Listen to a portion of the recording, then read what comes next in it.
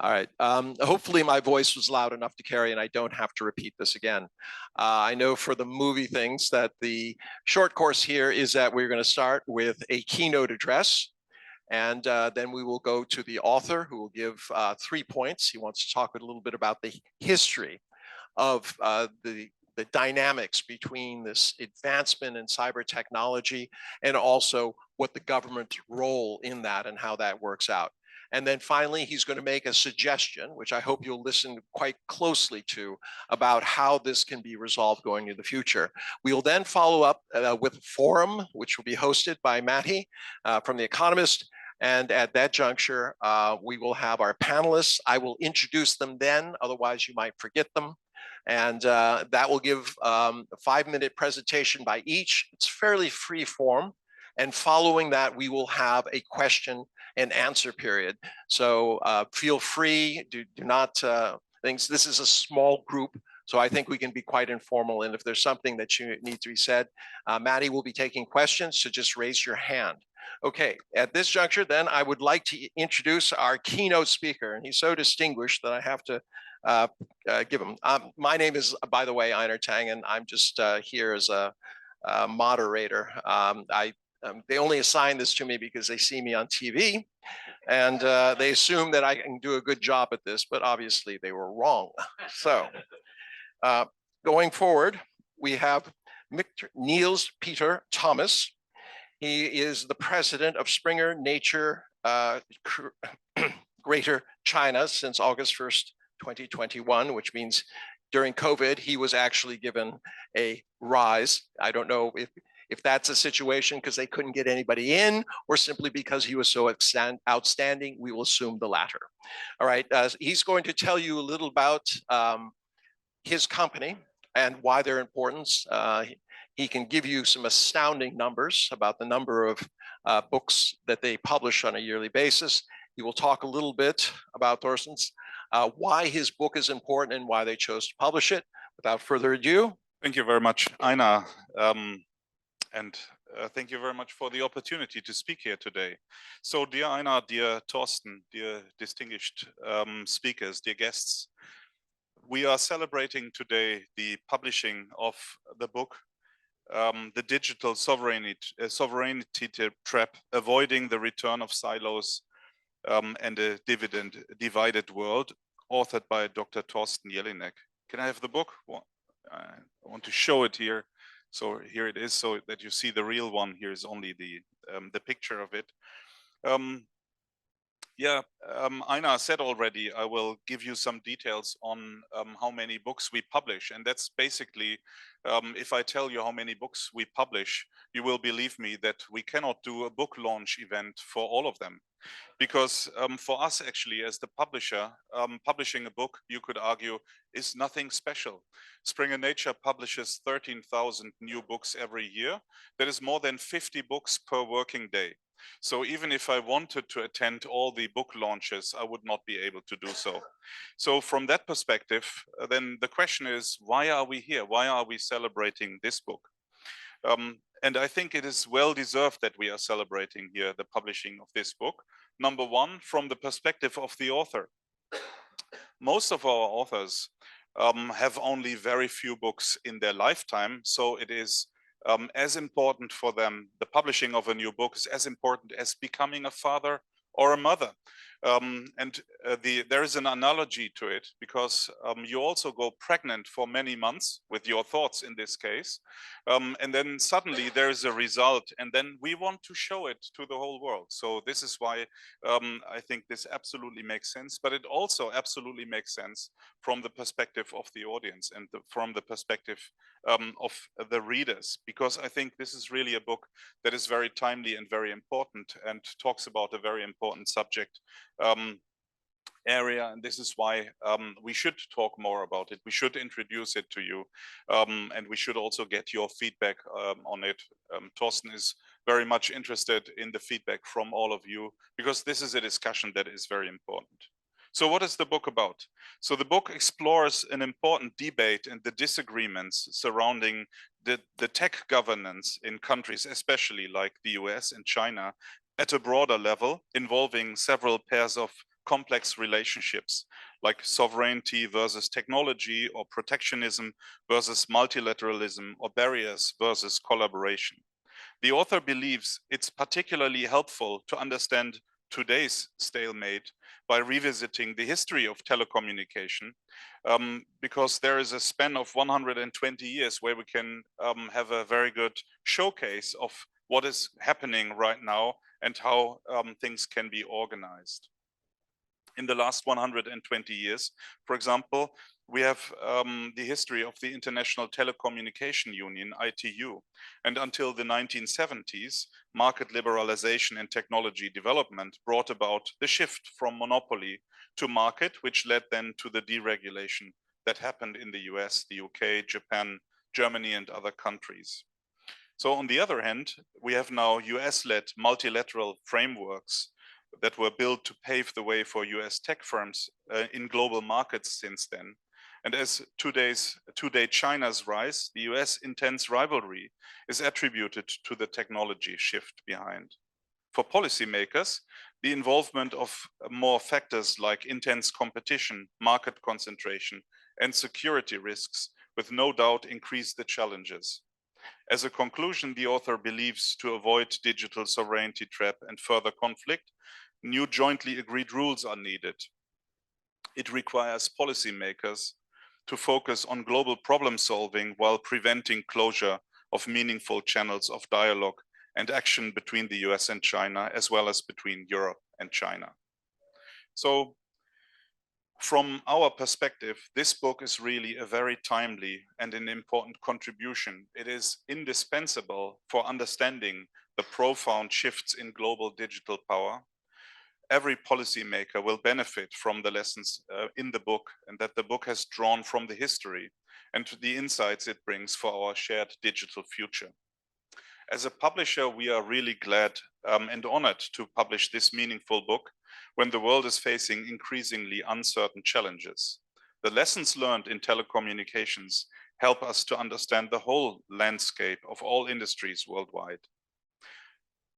At Springer Nature, as a pioneer in digital publishing and open research, we are committed very much to playing our part in accelerating solutions to address the world's urgent challenges.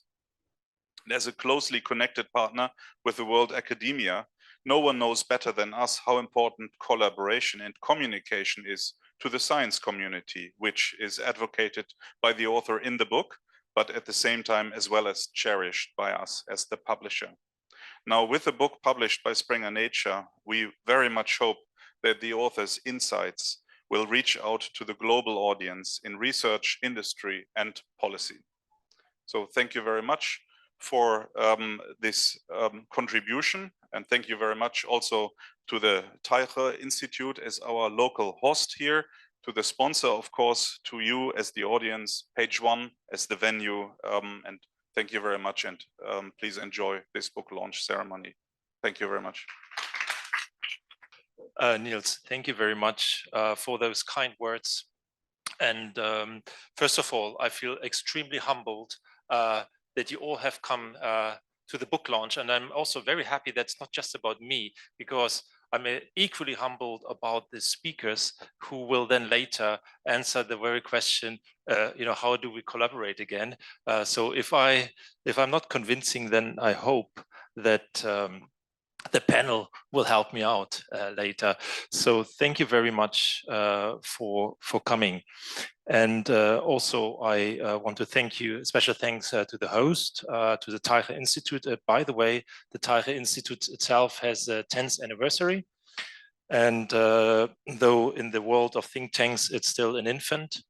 And a great thank you to Springer for bringing my work to print, but it's primarily online, actually. I just attended a very interesting conference. It's a big Earth data conference 3 days ago, and it's about the SDGs, the Sustainable Development Goals satellite, what China has launched, I think 2 years ago. It's a satellite only capturing data related to realizing the SDGs. And the data captured through remote sensing, and the analytics and the tools provided are a public good. So they, the China Academy of Science and then some groups provide the data to the international group for analyzing and for have a scientific fact-based policy making to realize or support the realization of the SDGs. I found that, I think, a positive example of collaboration in the digital space, given that satellite data have also strong geopolitical element. So I would say there's hope.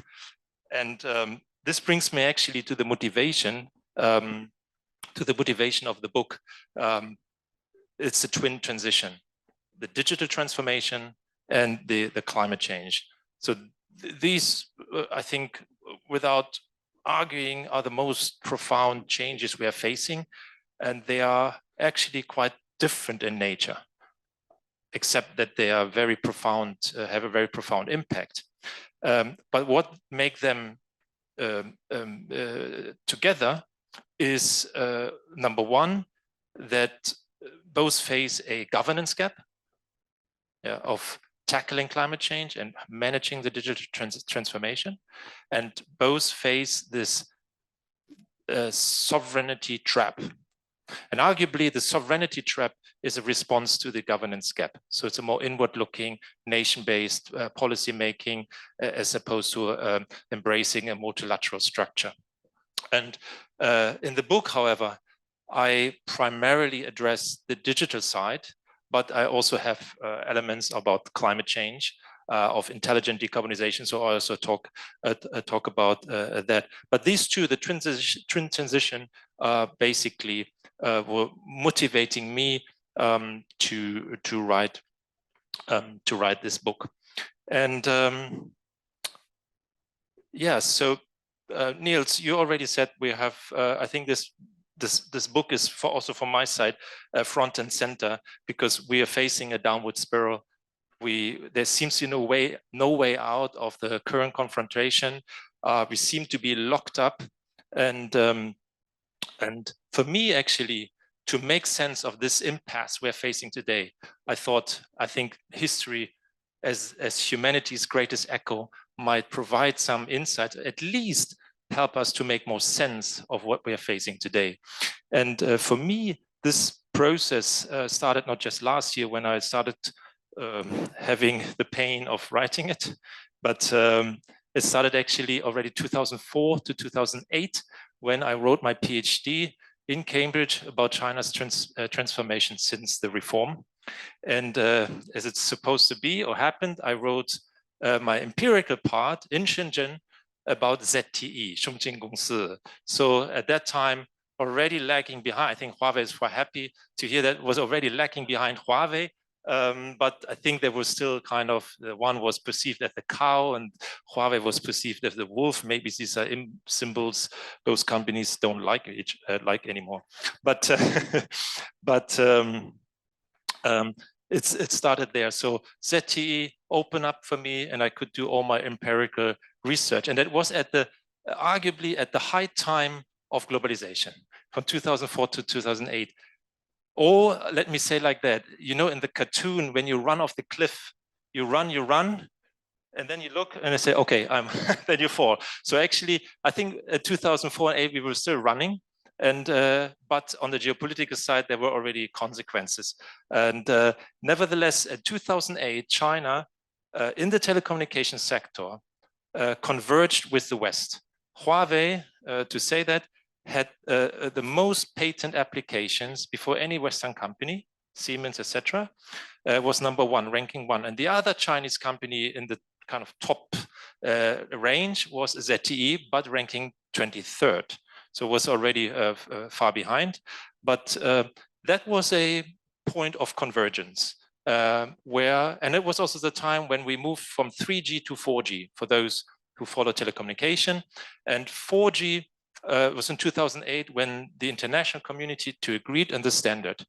And it was a global standard, and that also represented a global ecosystem for innovation, collaboration, because the community agreed on standards, and that was kind of really the high time of that. And the rest of the story, you know, with 5G, things change. But let's go back first in history a little bit. So, and Niels, you already mentioned it. For most of the 20th century, we didn't have that. We had a monopoly structure, and the monopoly structure was basically controlled by the big five. Was the United States, was Germany, France, UK, and later Japan. And it was a structure which was not bad. Actually, the beginning of the 20th century in the United States, the market was seen as wasteful for the telecommunication. I mean, it's quite ironic to hear a policymaker saying it was wasteful. In a way, it's true, because strategic infrastructure, you cannot just leave it to the market. So you need some intervention. You need kind of the government to help building it up, and that was happened.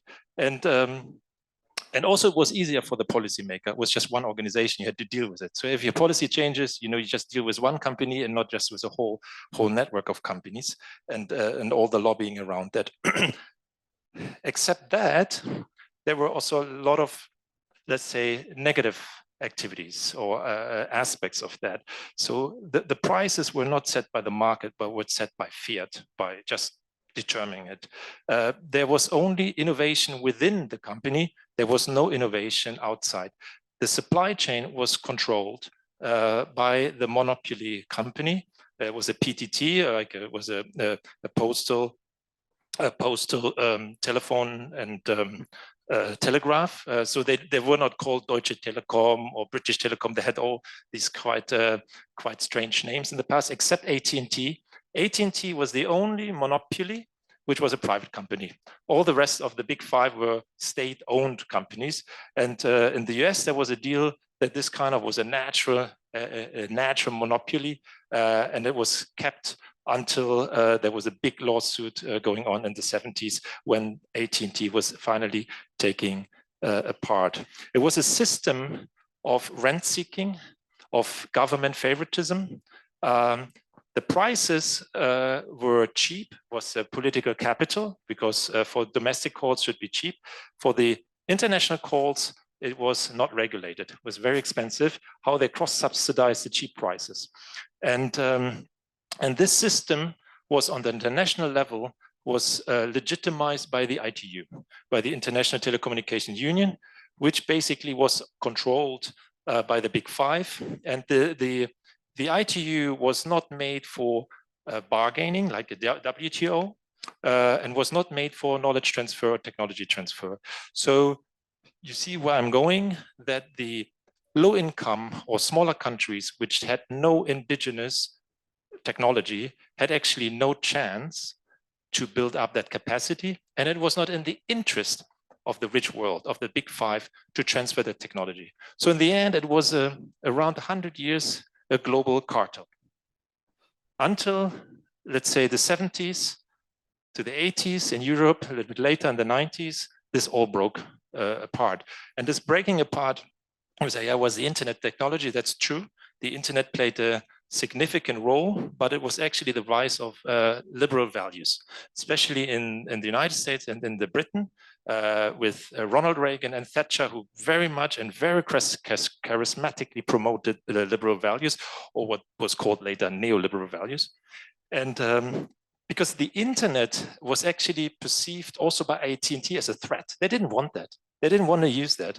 And so they tried to say, oh, come use our technology, and they didn't do. However, organizations like IBM, and then the banking sector, the SWIFT, you know, the exchange service, for them it was excellent, because IBM could run its telecom network privately across the globe and didn't have to pay the high price which was charged by AT&T, except when the network had to go into the public. If you call your customer, then you were still forced to use AT&T equipment.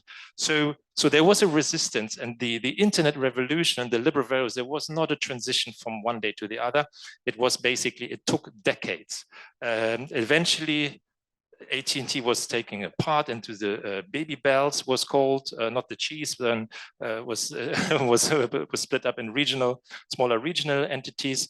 And in Europe was a little bit later.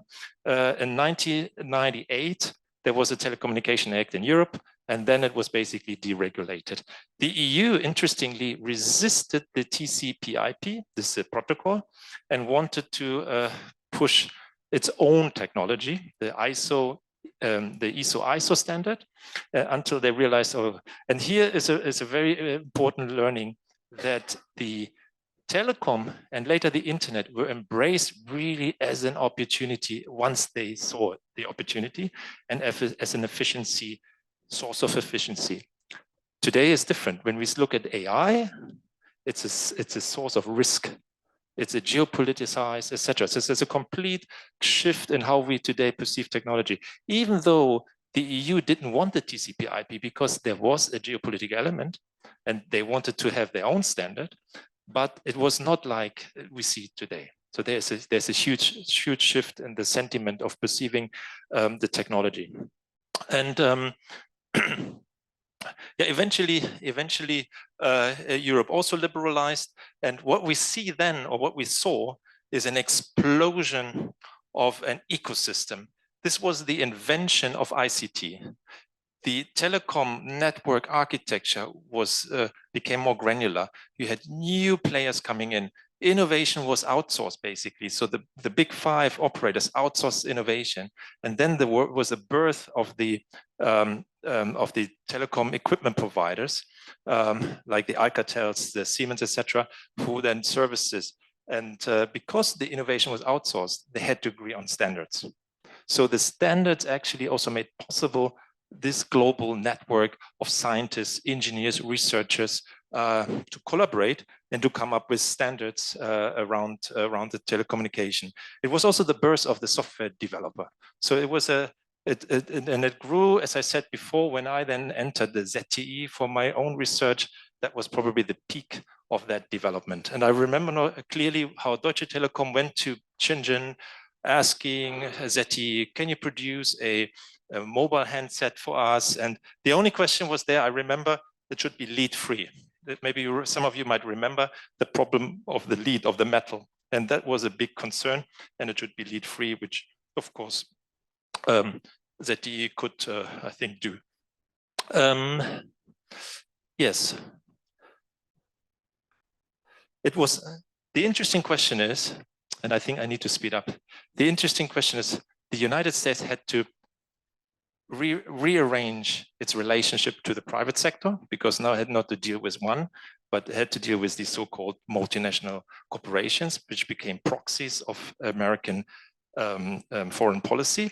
And the second one, this was the birth of multi-stakeholderism, IEEE, the Internet Engineering Task Force, later 3GPP.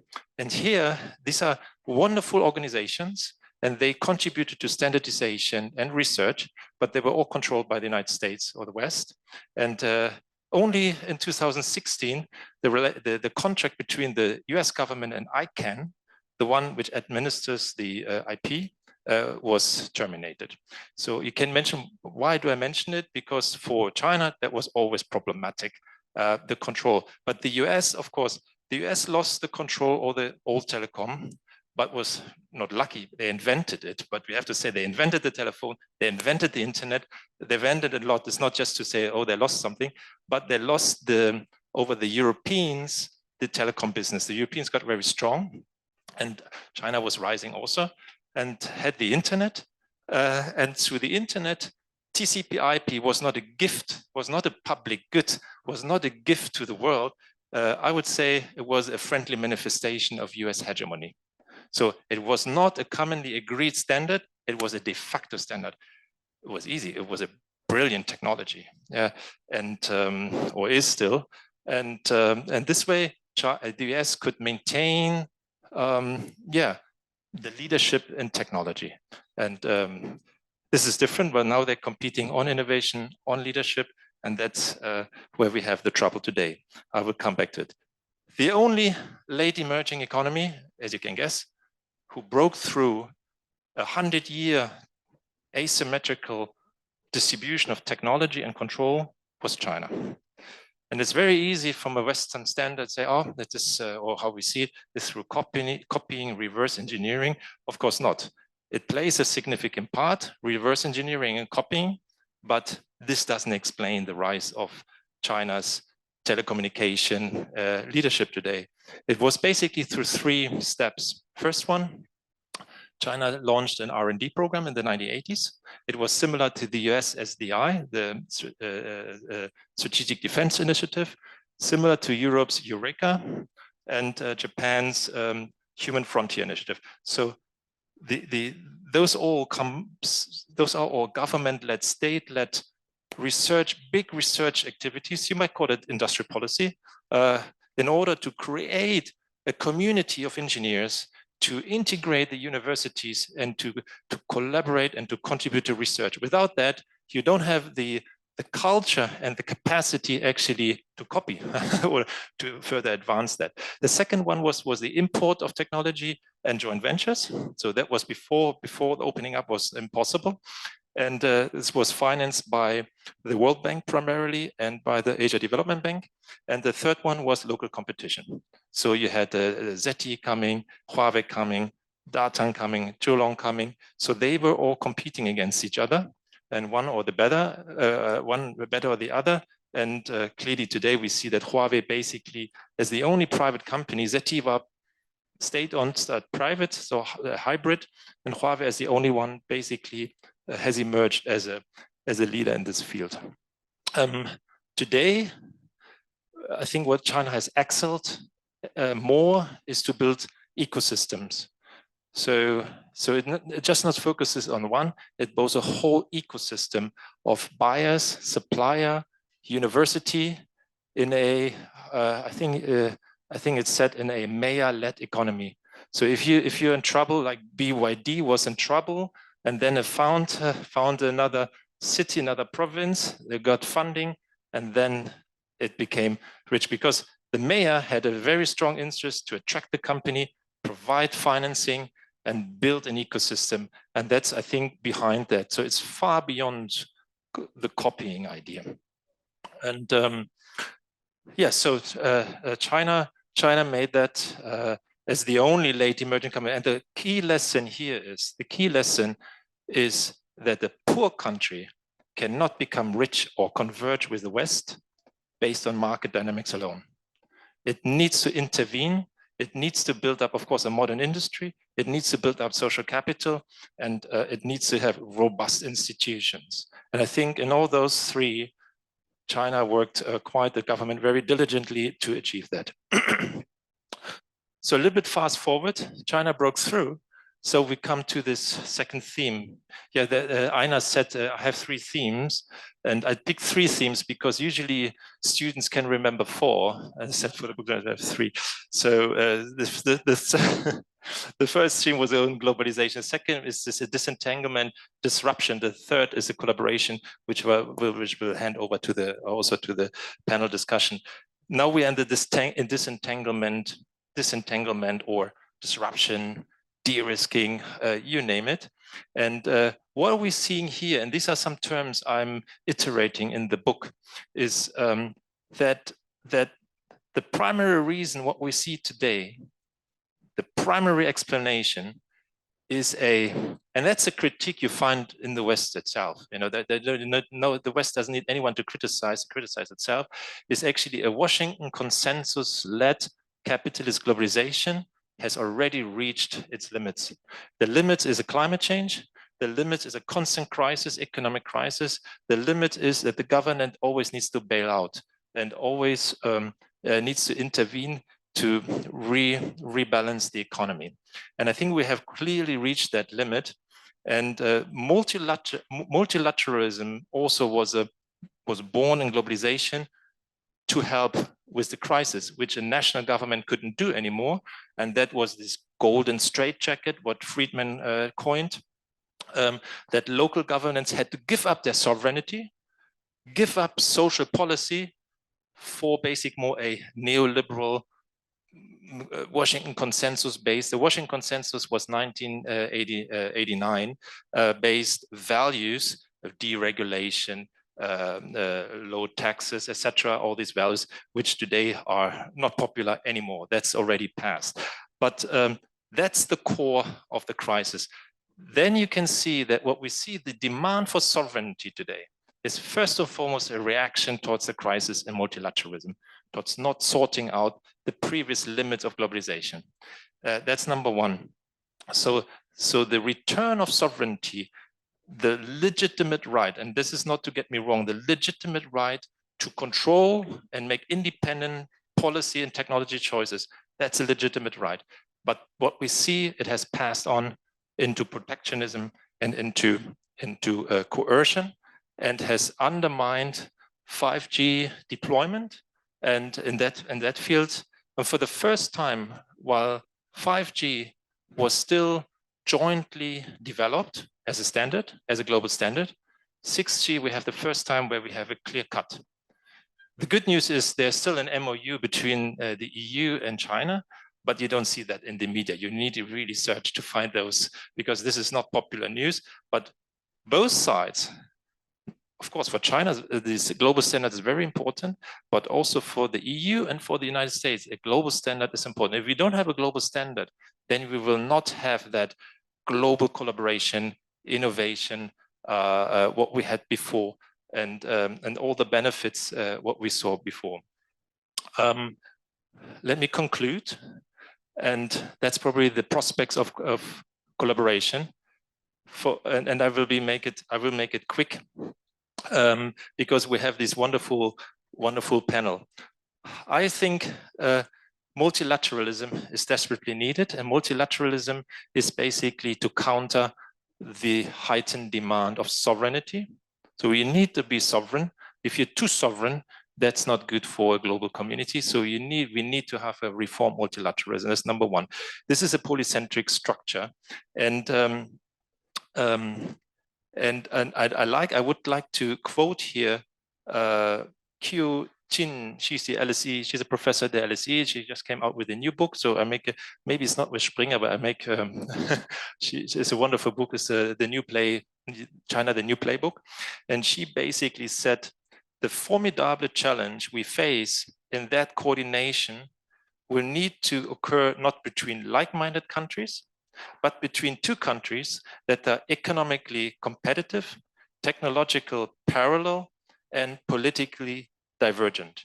This is where we need to have heightened coordination. Of course, the like-minded need to coordinate themselves, but between the two competing blocks. And one more quote or proverb from Confucius. I can't resist, and actually I always pull this out. And this applies probably to both sides, as we see a convergence with industrial policy in the West and in China. I think that both sides are not so far away with sovereignty and industrial policy. And it was said once, ensure that those who are near are pleased, and those who are far are attracted. I think that's a virtue both sides should embrace. Thank you very much. Okay, so you've heard it. The whole thing about security is really about asserting control. And now we're going to go into our panel discussion. Are we going to have seats up here, perhaps? Maybe while I'm speaking, somebody can move some seats up here so the people can see the panel themselves. Okay, while Maddie is doing that, the full service, let me tell you a little bit about her. Maddie Beekink has a BA in International Relations from Stanford University and a JD from Georgetown University. Now, she turned down prosecuting Trump to be here today. So I want you to understand exactly the kind of commitment that she has to making sure that this book launch is extremely important, just as Springer has done. Wrong decision. Let me introduce a little bit of our panel. Okay, it's kind of hard because they're moving around. Ding Fan, who's bringing up this last chair, is extremely distinguished. If you look in your brochure, you'll see the very long CVs that they have that indicate exactly who they are. The important thing to remember about Ding is he's representing the government side from China. So he's on the public sector. He's a senior fellow at the Taihe Institute. He's also one of the people that they are consulting, the government consults about international policy, especially at the intersection of economics and politics. A very, very distinguished person. He's on television all the time. He writes innumerable books. He's hard to miss, and he's worth listening to. And then our next one is also from the public sector. This is a different Thorsten, okay? And Gessler is with the GIZ, which is the Regional Director, East Asia of the German Agency for International Cooperation in Beijing. So it's shortened to GIZ. So once again, this is another public sector voice who can speak to this intersection in terms of that side. To balance this out, we have, of course, our esteemed author. Thorsten will also be talking about it, but you come at this from different sides. You are also with the WIF, what is that? WE, World Economic Forum. I can't get the letters quite figured out. I'm a little dyslexic that way. And then finally, bringing up, not last release, we have Sebastian Conten Schiller Figueroa. He's a consultant. So you have a range of people here who are going to be talking to both of these issues from the private sector side, what this has meant, but also from the public sector side. So without further ado, Matty, I hand it over to you. And please take your seats. Yeah, I'd like to invite the panelists to come up, and just again in full service, I'm going to move this out of the way. So excuse me. And thank you, Thorsten, for that wonderful introduction. It's really a pleasure and privilege to be with you all today, to see friends old and new at this great occasion. So to start off with the panel, I'd like to ask us to reflect a little bit, or ask each of you to reflect a little bit about some of the themes in Thorsten's book, which really presents a new perspective on current policy developments, looking at this kind of push towards national technology silos, the kind of the Ds that you mentioned, the dislocation, disruption, the disturbances in that sector that might be linked to kind of current policy debates, but could be seen as a fallback into mistakes in the past. I like the way you framed it, Thorsten, of looking to history to kind of make sense of the present. And I also like the way you framed it as the twin transformations, that this moment is really, I think, you're seeing the complexity of these transformations, especially in the digital technology space. So to start off with, I'd like to ask each of the panelists to kind of just briefly comment on your overall take on the themes in Thorsten's book. How do you kind of evaluate this emerging push towards dislocation, towards these silos? And what are your expectations in particular for the European Union and US, China, kind of the three big players in this sector? So Thorsten, you're next to me, so maybe I'll start with you. Yeah, thanks a lot. Just a disclaimer, not every German calls Thorsten, just a coincidence. So I have been already introduced as someone representing government, it's true, so I have to be cautious. GIZ, German Agency for International Cooperation, is government owned, and we are implementing development cooperation projects in developing countries, and in China we facilitate Sino-German interaction in industry, trade, climate, environment. So we are mainly oriented towards developing countries. So therefore, I also would like to start with this, since it's our mandate, the big question on how all this will impact to the SDGs and to developing countries. So you mentioned SDGs. We have actually at the moment we are halfway through. They were adopted in 2015 and they will last until 2030. Yeah, and just we can have a small look where we are now with the fulfillment of the goals. We are actually at the moment at 12% reaching the goals and only 7 years left. So what has happened and how digital trap is also contributing to this? think we all know that the panacea, or one of the most important factors for development, is still the industrialization. This is sometimes overlooked because it was not really successful in most countries where development cooperation took place. The only good example we have probably is South Korea, apart from China, which is a different story, but also South Korea is a different story because it was always in the geopolitical frame. So they got so many benefits so that they hardly could not develop, but this was for political reasons. Now, with the digitalization, we experience a revolution. So, but what happens to the countries who have not even went through the industrial revolution, or the industrial revolution 1.2, 3.0. Now we are at the industrial revolution 4.0. So digitalization, we can actually say it's a new revolution. And the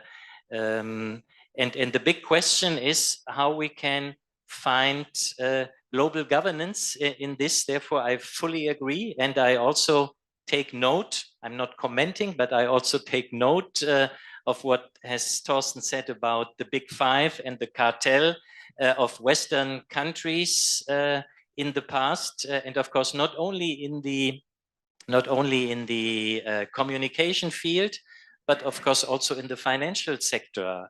Look at Basel Committee, look at World Bank, look at the G20 arrangements, SWIFT. We also talked about SWIFT. Look at the rating agencies. Yeah, this is still a cartel. So the big question is how we can find global governance for the third big revolution of mankind. After the agricultural revolution and the industrial revolution, this is now the digital revolution. And I fully agree that it is also time for the West to leave space, to open space, and to let new players in order to create good governance. Thank you. Professor Ding, I think it's a good moment to turn to you. Maybe you have the answer of how the great digital revolution will be resolved and whether space will be created. Okay, thank you, Meg. So I'm a retired government official, so for quite a long time, I represent only myself. I have nothing to do with Chinese government public policy.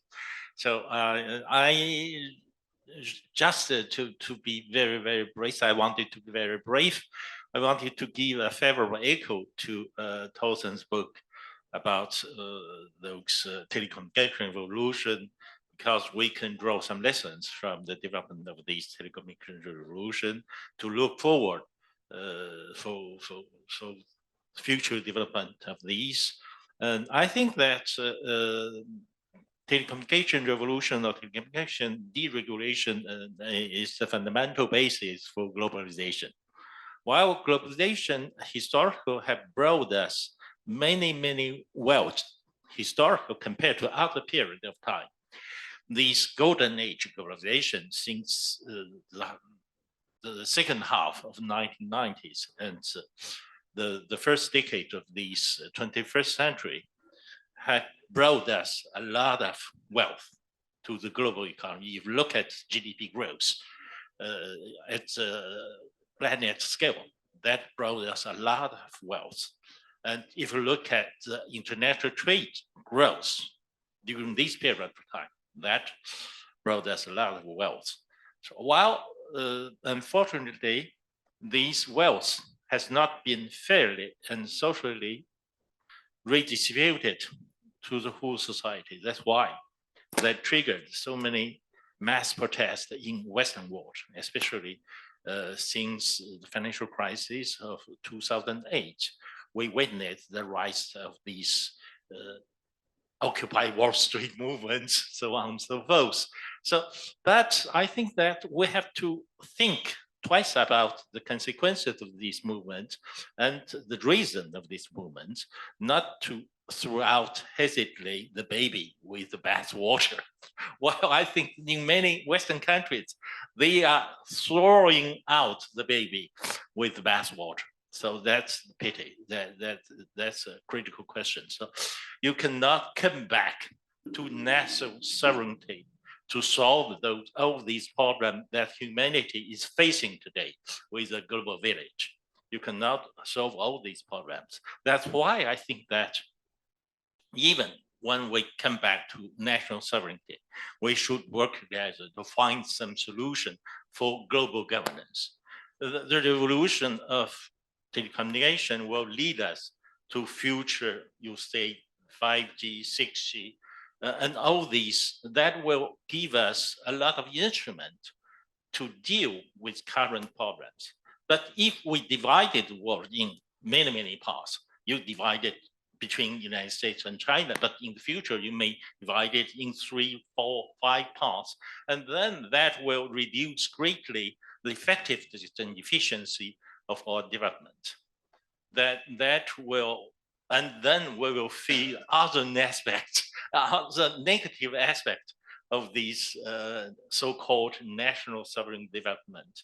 And especially as we are entering an era of technology revolution, it's not only telecommunication technology, but also other technologies, quantum physics, quantum transformation, space technology. So a lot of technology, if we divided the world into many, many parts, so we cannot move forward, we cannot promote the effectiveness of these new technologies development. So we have to think all about these consequences.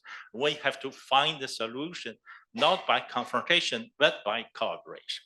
That's the only way for all human being to come out from these global challenges. Thank you.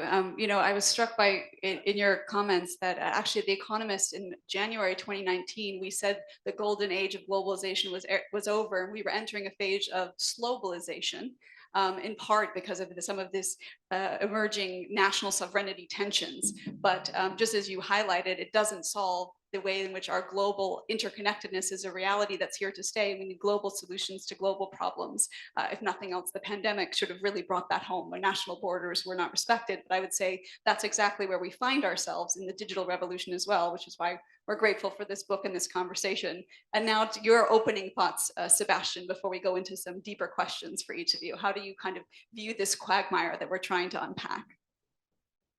Well, I very much, first of all, thank you very much for having me here today. And I very much agree with Mr. Giller, do I say it well? And Professor Yifan, because obviously what we need today is more collaborative global governance. And you were saying that is the key question, right? Yeah, I mean, can't be very original, but this is the only way for promoting technological integration. And this is facing today two main problems. The first is that global governance today is not effective, obviously. We are managed or run with under a system that was born in the aftermath of the Second World War.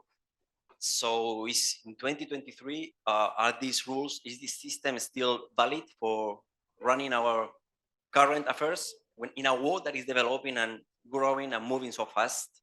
And the second problem was mentioned by Dr. Jelinek before. Security and sovereignty concerns are on the rise. So we need international cooperation to facilitate innovation. And how to do it? We can get inspiration from history. The author is developing this in his book extensively.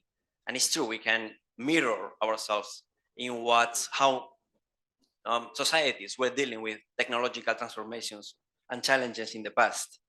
Secondly, we will only anticipate quick responses to disruptive technologies with cooperation. And this, we are talking about artificial intelligence, quantum computing, or advanced automation.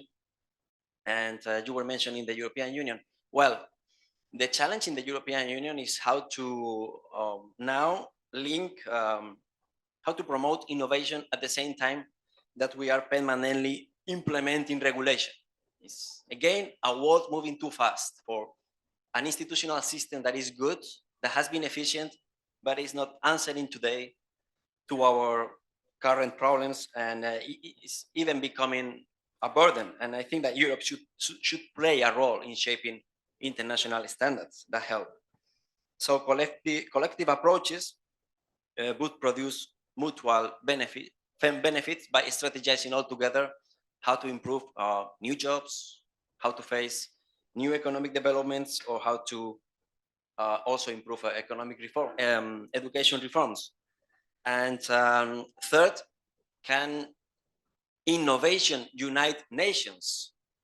Well, I believe so, but it's true, as Professor Jelinek was saying before, that probably we can only do it if we focus on the topics that we are united. We are really united, and one is precisely the protection of the environment. You were mentioning, and the digital transition, you link them and say that there is a governance gap and a sovereignty trap. So yeah, in the end, unfortunately, we don't have many issues where the two blocks, East and West, get together. So what can we do? We are now in a prominent think tank, and the development or the improvement of track to diplomacy can be very helpful as well, where government and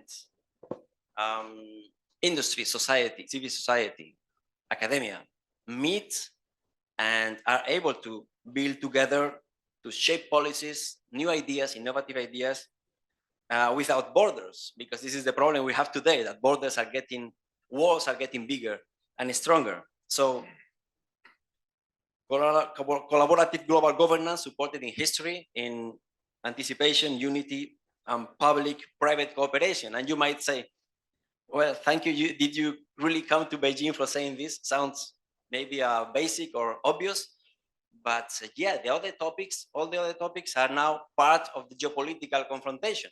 So there is no choice. Today, if we talk about even artificial intelligence is becoming more and more linked to military security objectives, right? So optimism is desired, but we have to be realistic, unfortunately, as well. And today, if we explore international frameworks and we think how to contribute from that perspective to both the global innovation, we need to consider that it's time of geopolitics, where geography, international relations, foreign policy melt or factor with another different factors, and all together make what we have today, reshaping global power dynamics daily. So from a geopolitical perspective, I think that the findings of Dr. Jelinek pretty much explain what's going on, because today technology and geopolitics are absolutely interconnected. So countries have discovered vulnerabilities. Professor Jifan was talking right now about globalization. We were thinking that we can get access to everything all the time, permanently, and the pandemic came. You were mentioning in 2019 slowization, right? Well, in 2020 with the pandemic, obviously everything collapsed, and then you can answer yourselves if we have today, in 3 years, more or less confrontation, and we have much more confrontation. And then these vulnerabilities were leading to the countries trying to ensure strategic capabilities, and as a result, in the end, national security is dictating economic strategy. So technology is kind of get caught in the middle of this focus, this transition, focusing on financial efficiency to economic security. So today we have security over economy. We have technology caught in the middle, and countries looking for guaranteeing national security imperatives, and even technological companies that you were referring before also. To what extent can we say that are becoming less private and more public because are much more monitored? So these are my reflections about it, and we can expand after if there is time. Thank you very much. Thank you. Actually, Thorsten, I'd like to turn back to you because you reserved kind of cooperation or collaboration, that theme for the panel. And I'm wondering if you could briefly reflect on kind of what you've heard, and also how, when you think about it, you know, how do you strike the balance between optimism and realism in what's realistic to expect in this space? Thank you, Matty. The first, I can't resist. You mentioned Occupy Wall Street. Last time I saw Elon Musk wearing a shirt that says Occupy Mars. So, of course, there is a cynicism around that, and we can actually solve problems like moving entire planets, but we have problems solving the problem here.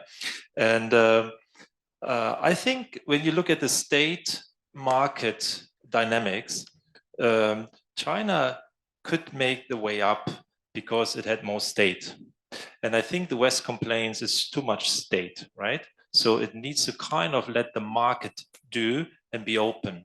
So in the West, or in the Western Hemisphere, or the Northwest maybe, you have more market traditionally. And 10 years ago, recently the Economist wrote, this is a renaissance of industrial policy. I think 10 years ago it would have been impossible. As a so direct, overt, straight industrial policy would have not been possible. Besides, actually, industrial policy always existed. Germany is the only developed country which runs a development bank, KfW, which actually the OECD says it should not be done by a rich world country, but China. But so there's a lot of hidden industrial policy, and that was always, but now it becomes very overt. So the West goes the other way around. So for China is the task to open up more, to let the market come back in order to have a more, what they always say, level playing field. I think otherwise there is a trust problem. But of course, as China is in the middle income situation, to which extent can do it. And I also wanted to reflect upon the China situation. There's three phases, and economists like this most. It's a factor-driven, efficiency-driven, and an innovation-driven economy. And China is, of course, moving into the innovation-driven. It cannot rely too much on the other. And when the SDGs was defined, it was still more in the efficient and effector-driven economy, like industrialization.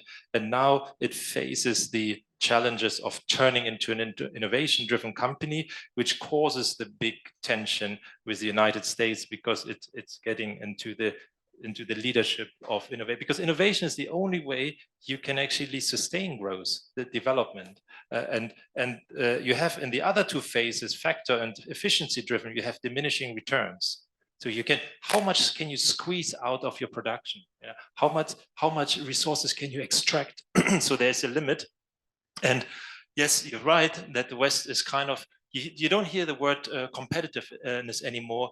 Like in the German government, these kind of terms, then if you hear competitiveness, it's a very negative term. Also, just maybe 10 years ago, and even when I was with the World Economic Forum, they were running projects on competitiveness. That was fully legitimate, and now it becomes a geopolitical term. So one more sentence. I had always hope, and I don't give it up yet. And in the book, I have given example on the G20, because the G20 for me was the only grouping where you had the countries coming together where there's a lot of tension. And they were still coming together. And because of the loose coupling, and because there is still a sentiment of giving respect to otherness and trying to reduce these differences over time. So there was always the possibility. Maybe this year we face a different issue, unfortunately, but I will not give up hope that the G20 is still the place where we can find some common coordination and collaboration. Let's all hope that. Turning back to you, Thorsten, you mentioned, of course, that GIZ supports development projects around the world, notably also in emerging markets. In your experience, kind of what's the role that digital technologies now play in kind of successful development? And what are the areas where kind of this need for exchange, competition, interoperability are most important? I think it's we see now two different development approaches by OECD or Western countries and China. Thorsten mentioned the Washington consensus. Funny enough, this is still the basis for our development cooperation policy. Get the prices right, institution building, blah blah. We are moving slightly more towards climate-oriented interventions, which, by the way, at least in my point of view, but don't quote me, is actually not development cooperation. This is climate cooperation or climate politics, but not development cooperation in a narrow sense. China, on the other side, has a, as we call it, infrastructure-led development approach. So if we look at Chinese interventions in Africa, Southeast Asia, Latin America, it's mainly focused on first on the demand, but we also have representatives from Mexico here. Maybe they can also comment on this.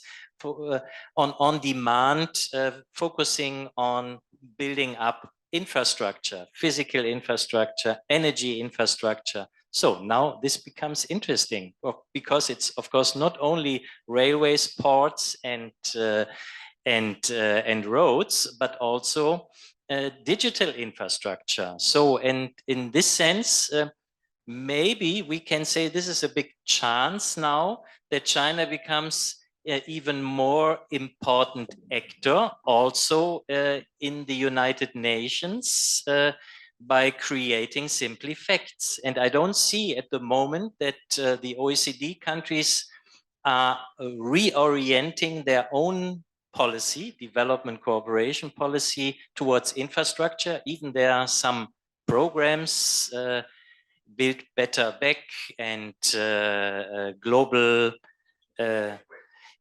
gateway. But to be honest, if we look at the amounts being involved in these programs in comparison to what is China doing, China is leading and is creating a reality. So in this sense, we talked a lot about global governance should, would, could, but I think I still believe also in bargaining power. So in this sense, China wins bargaining power, and maybe this is the big chance to come together. Because if you simply say we should, we could, we would, my experience is that not so much is happening. So in this sense, I think it might be also a chance. Interesting. I'd like to pick up on that and turn back to you, Professor Ding. You know, we were just hearing a little bit about the role of digital technologies in development.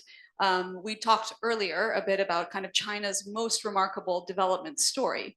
And Thorsten, you know, you're suggesting China is now edging into the innovative phase of its kind of what's driving its economic growth. So I'm wondering if you can comment on what the role of foreign telecommunications and other digital technologies has been in China's economic development, and also how that has changed over the last kind of over time, especially over the last few decades. So I have to say that the foreign investment, especially those foreign telecom companies' investment in China, have improved Chinese telecommunication infrastructure a lot, especially later in the 1980th century, especially in the 1990th century. When those telecom companies invested in China, they improved China's infrastructure of telecom switch, for example. At that time, even Chinese family, if they wanted to be connected by those lines, you have to get the line for quite a long time to be accessible to those. So that was very, very hard to have these telecommunication ways. And then some Chinese companies have taken over those roles of foreign telecom companies. They started by outsourcing. That was the case of Huawei. Huawei started by outsourcing those telecom switch of these Western companies in China. And Huawei started in countryside because in urban areas, Huawei didn't have access to, because the urban areas were controlled by those foreign telecom companies in the 1990s. And Huawei started in the countryside, providing some equipment.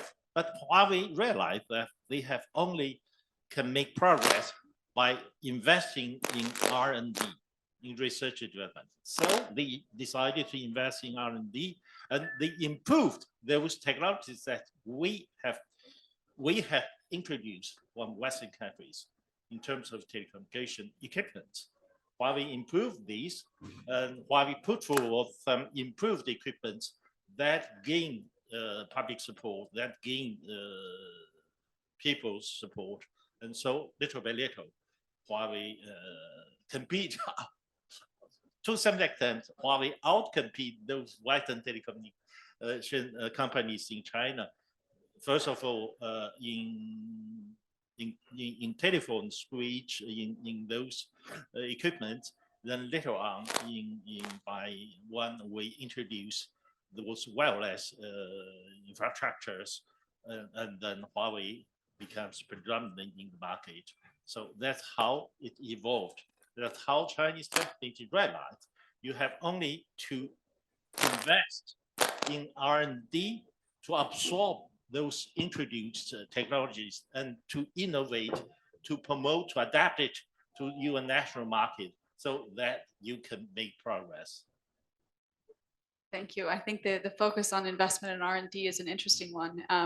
And kind of to round out this conversation, I'd like to ask this question specific to Sebastian. You know, you have an interesting perspective as a former lawyer, politician, and also expert on international trade. I mean, I think we've all been circling around the challenge of trust, essentially, in this industry. So I'm wondering if you can comment on what might be a way forward to develop an international framework, you know, balancing the various interests of all parties while also trying to still allow for a global innovation system. I mean, one of the things that's fascinating about the idea that we're moving towards national silos as the innovation economies is what driving growth and driving the future, is that innovation flourishes when you have exchange. So how do you foresee the development of an international framework? Yeah, well, very easy. Unfortunately, we are going in the opposite direction right now.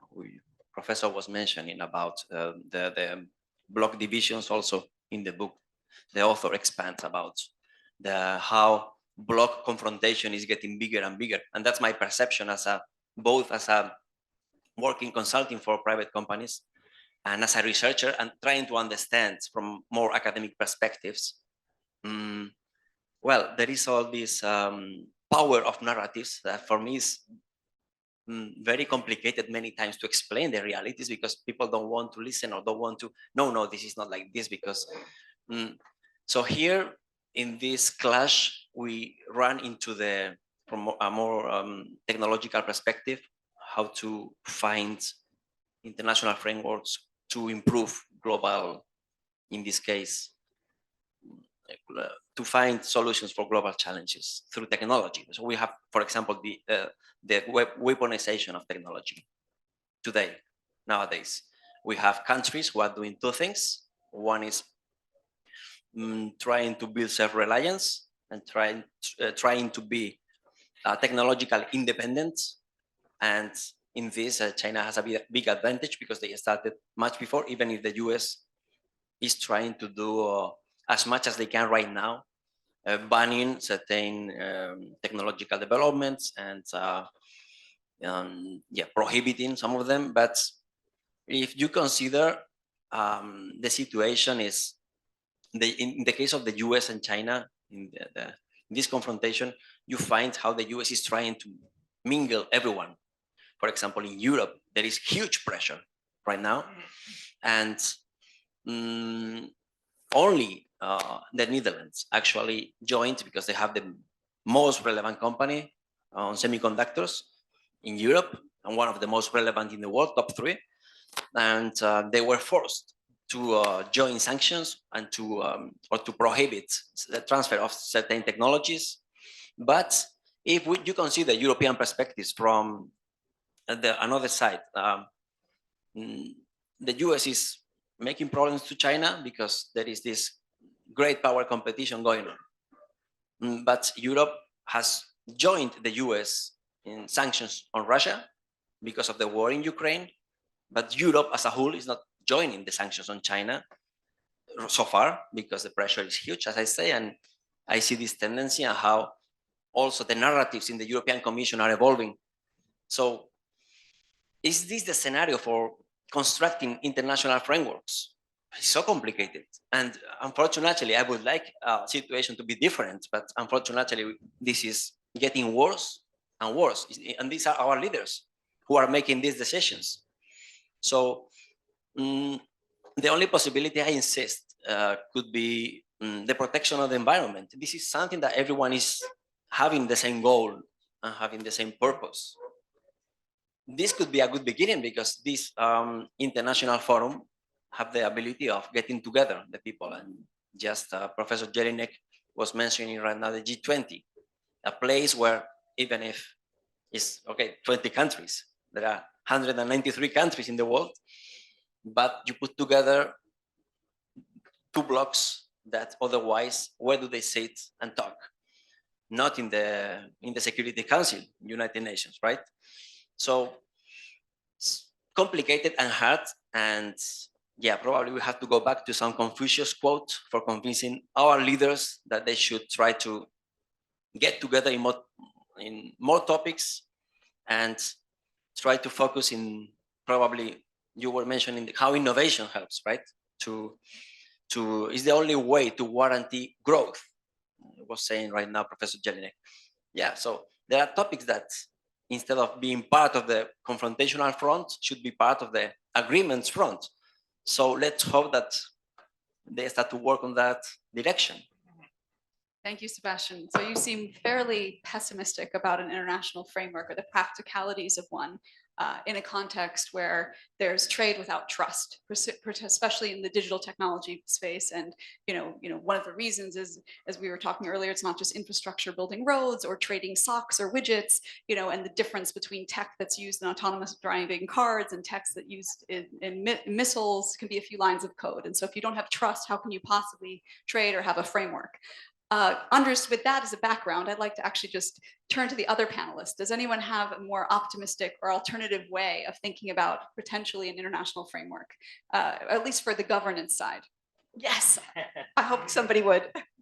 Yeah, I'm more optimistic, to be honest. As I've mentioned, it's a question of bargaining power, and I don't see the return of an East-West bloc. The only thing what I currently see is a kind of isolation of the West, or let's say a West global South divide. And this is something completely different. And I think in terms of economic and political impact or re-impact of confronting the global South, I think politicians will rethink. This is my optimism. But I also have to mention one criticism also towards the Chinese side. We talked about a lot about the communication part of the topic, but it's ICT, it's information and communication technology. So information, of course, also includes, I mean, we are here in a bookstore, includes also media, includes maybe latest after the third industrial revolution with computer data, of course, also more than just communicating. So, but this is also sensitive. Even in Germany, if I may recall, we started in Germany in '84, commercial television. Before it was only public. We had 3 channels in the German television, 3 public channels, and we started commercializing television, broadcasting, media. So this is also an aspect of ICT. And here, of course, China has some sensitivities. We understand this is politics, but I think what was missed is that with the Industrial 4.0, information turned into an asset. It's not only informing about what happens here or there. This is part of the industrial backbone. And this probably somehow were missed. And when we look back, when the confrontation or the discussion between Western companies and also Chinese government really started, this was the cybersecurity law, because it was not dealing about information, broadcasting, media, book publishing. Of course, Niels can also mention a lot about book publishing in China, but it was the crucial question of data as the basis for the economy. And I think the Chinese government should find a way to distinguish between data for production and data for information. I mean, this is a field they can do what they want. This is their own realm. This is fine, but they should understand that information is now in times of Industry 4.0 a crucial thing. And if this solution can be found to distinguish information in terms of media and information in terms of productive assets, then I think this could be a basis also for for a solution. Yeah. I think it's not about optimism or pessimism. Of course, optimism, when you have an optimist idea, maybe those ideas become a reality. So I also tend to be optimistic, but I think the world is not, does not follow that concept. I think the world follows, there's two tendencies. This is technology, and that's, let's say, the efficiency coupled with the market. And these are really strong, powerful tendencies. And both ways, in the technology of science, but also, let's say, we'll put the word capitalist there, the profit ideal. Neither of these two forces have an inbuilt ethic of good. There is no ethic of good, and so you need someone to intervene and to ensure that we have an inclusive and a fairly distributed way. The AI is doing what it does, and AI copies or replicates. When we're on the downward spiral of using technology, it will be used in that way. So we need to use it for good. That's one. The second one, there's this great, where I get hope, is in this, it's a theoretical, is a critical juncture theory. In the history, when you had a juncture situation, a critical juncture, this opens a space for political action.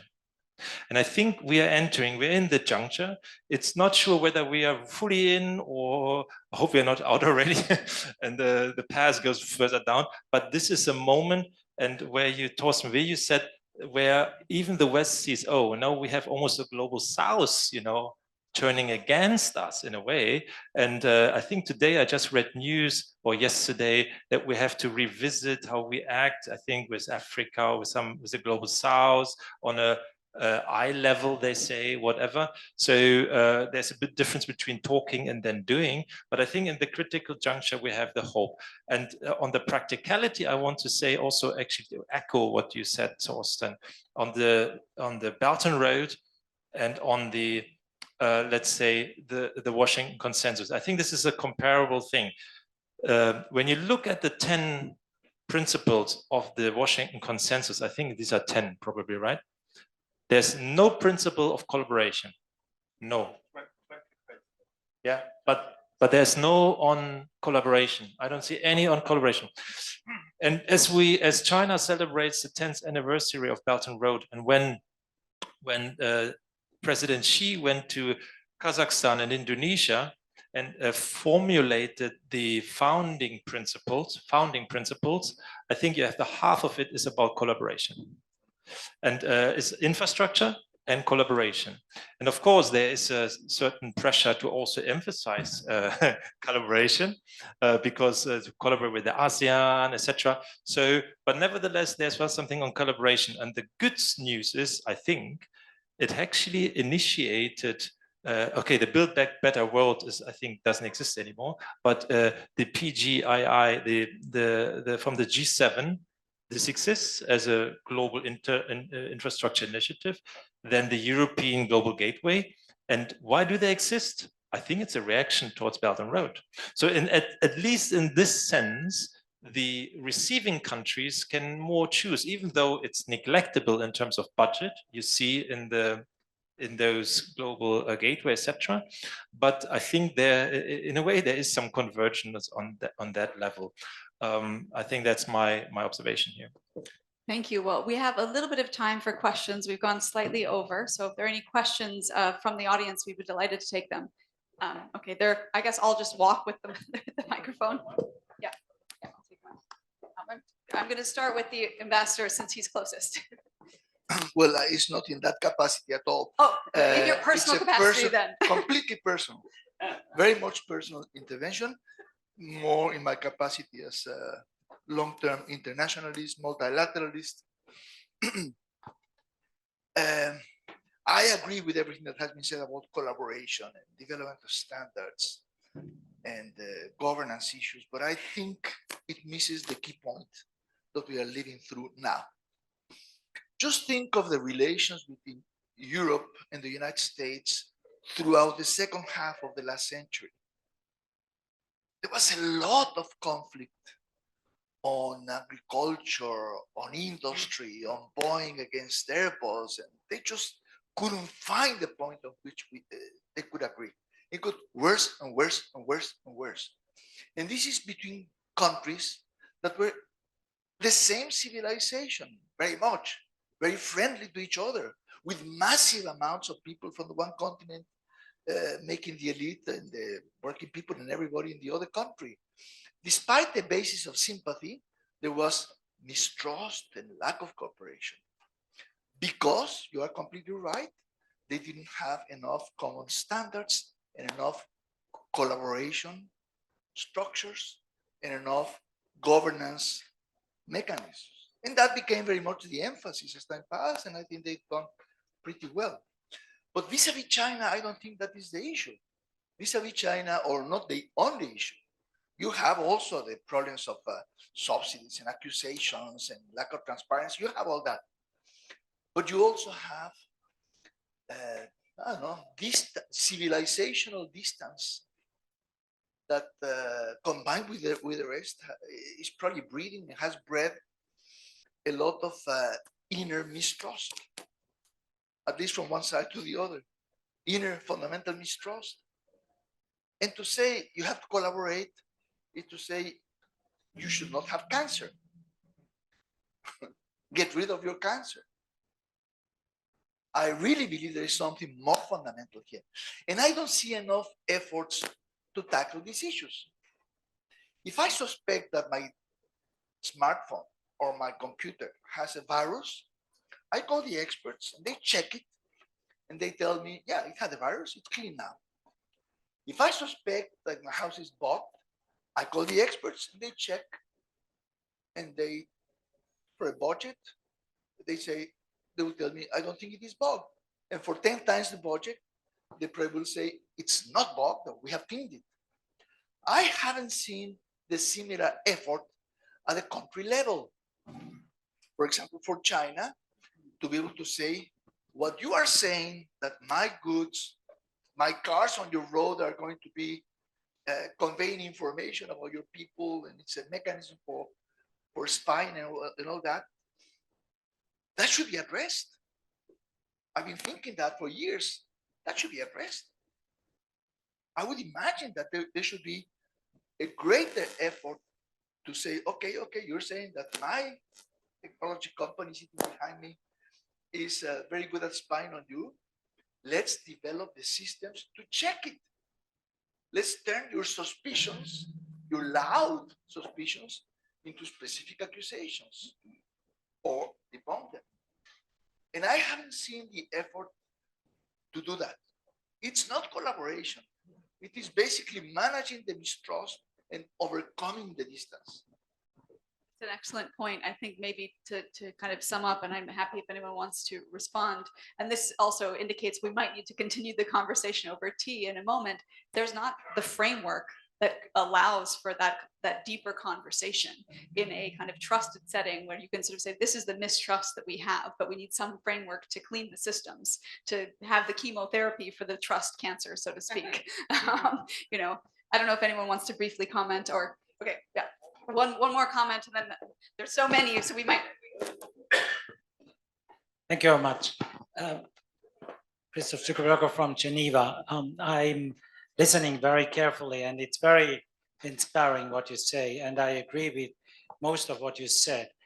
I think the key issue of trust is really what you mentioned also, is my topic also, because unfortunately, the control, what we just heard, is done. For example, Huawei has these control centers where in order to build trust. But if you have mistrust, unfortunately, the technology alone is not enough. So the narrative is what is then more heavy. And if you have a nationalist narrative of sovereignty in Poland or whatever country, almost every country is now on that, then the technological side is needed to control and to build trust, but it's not enough. So, for example, I published a book with data ethics, building trust, how digital technologies can serve humanity. Exactly on that question, because otherwise we published with Einar also a book, also with the title of trust. So how to build trust is really a key. The second element is, I'm an ethicist, and my office is in the midst of the UN agencies in Geneva, 500 meters to ITU, 1 kilometer to WTO, and to WHO, and so on. So multilateralism, in my view, is still a good option, but you mentioned also the values, the ethics which is needed. So how can we embed that in the system, in the multilateral system and in the private sector? All the big companies have their own ethics unit, but that is, of course, not building trust enough, because it's if Google has an ethics officer, she was dismissed a year ago. If Google has an ethics officer, that's not enough. But if ITU, and we are discussing with them, ITU, all these institutions have a panel where we discuss not only the technological side, but we discuss the normative side, which is, of course, the basis of multilateral agreements, then I think these are small contributions that I hope we can strengthen. And it's just an offer also to collaborate with all of you on that level in order to bring that additional element to the floor. Thank you very much. I'm going to hand, if the panel is able to stay, I'm going to thank Huawei and thank Taihe for the opportunity. I have a train to catch, so I need to dash, but I'm going to hand the moderation back to Einar. I would love to hear your responses to that question. If we can go a bit over, Sure. Back to your capable hands. I'm sorry to have to run, but it's been really great to be here. So I'll let you guys continue. Maddie, thank you for an incredible job. Please, round of applause. Okay. So it's my job to try to sum this up, and that would be very difficult. But let's just look at what it is. We didn't have any questions from the crowd. We had statements. That meant that you felt very strongly about what was happening here and that you wanted to get your point of view across. Obviously, we needed a much larger panel. But when you sum it up, we can all acknowledge that what we have here today are different waves that are out there. You have government, you have private entity, you have national security interests and things like this, but it's an age-old problem. If you go back to the Greeks, they had civilization. What happened to them? They got steamrolled by the Romans. So what I would suggest to you today is that a lot of your questions, Ambassador, also what you talked about in terms of a government, I think it's right. I don't think that there is a way to bring about in a nice way this idea that everyone's going to be happy and accept responsibility, but there is a way. And I saw that briefly with the BRICS Plus, because what did you have? You have a grouping of middle power countries, almost all of them, except arguably Russia, who have been victimized by colonialization. So they kind of jump on the other side of that. If you take them and the Central Asian countries, you have about 160 countries. Guess what? Those 160 countries control what? Majority of manufacturing. the majority of all resources, majority of population, majority of GDP. And all of a sudden, you have a situation where the shoe is on the other side of the foot. Given that the big powers, G7 capitulated, they couldn't handle the global financial crisis. They created the G20. At this juncture, as we sit here, the G20 is meeting. What's going to happen? Nothing. There's going to be no consensus because of a variety of issues. So that means that that entity isn't working. So into this vacuum, you have BRICS.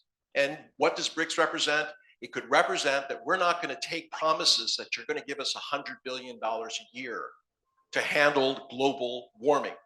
Instead, what we will do is we will price, all right, what we need in terms of our countries, in terms of our environment, in terms of our development, into the raw materials manufacturing that the rich countries need. This would be very destabilizing, but it is a possible alternative to do exactly what you want, and that is even the playing field. I've rarely seen power given. I have seen it taken. And at this juncture, there has to be some sort of change. Hopefully, wiser heads will prevail and they'll say, look, with this implicit threat, it is time to come to the table and settle this amicably. I don't know if Washington, D.C. would agree with that, but I want you to thank you for this incredible showing of support for a very important book that is bringing forward the kinds of things that you state here. I mean, very few people left. I'm always amazed. When I do something, those people leave after the first 2 minutes. You guys stayed. That's because of them. So give yourself a round of applause, and also to our wonderful esteemed panel. Thank you.